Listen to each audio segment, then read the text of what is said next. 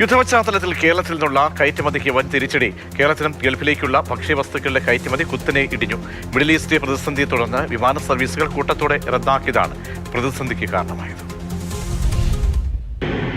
കറിവേപ്പില മുതൽ വാഴയില വരെ ഭക്ഷ്യവസ്തുക്കൾ ഉൾപ്പെടെയുള്ള കയറ്റുമതി ഗൾഫ് മേഖലയിലെ കേരളീയ കുടുംബങ്ങളെ ലക്ഷ്യമിട്ടായിരുന്നു. പ്രതിദിനം ടൺ കണക്കിന് ഭക്ഷ്യോൽപ്പന്നങ്ങളുടെ കയറ്റുമതി.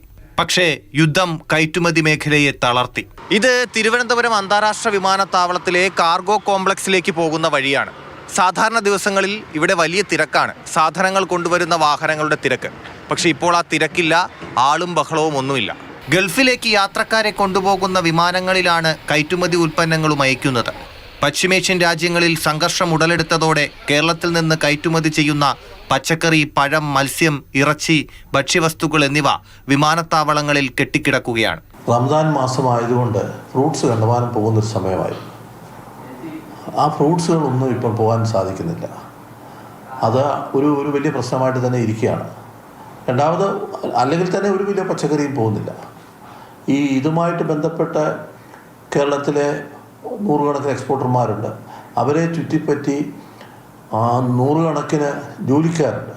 അവരെല്ലാം ഇപ്പോൾ ധർമ്മസങ്കടത്തിലായിരിക്കുകയാണ്. വരുമാനം നിലച്ചതിലെ ആശങ്ക കാർഗോയിലെ ജീവനക്കാർക്കുമുണ്ട്. ഫ്ലൈറ്റുകളൊക്കെ ക്യാൻസൽ ആയപ്പോഴേക്കും ലോഡ് എടുക്കാനുള്ള ഒരു സൗകര്യമില്ല. അപ്പോൾ ഒരു ഫ്ലൈറ്റ് ഇല്ലാത്തതുകൊണ്ട് ബുക്കിംഗ് ഇല്ല.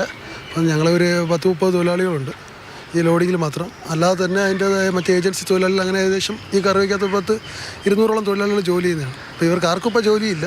കയറ്റുമതി കുറഞ്ഞതോടെ ആഭ്യന്തര വിപണിയിലും വില കുത്തനെ ഇടിയും. പ്രതിസന്ധി നീണ്ടുനിന്നാൽ കർഷകർക്കും വലിയ നഷ്ടം നേരിടേണ്ടി വരും. മാതൃഭൂമി ന്യൂസ്, തിരുവനന്തപുരം.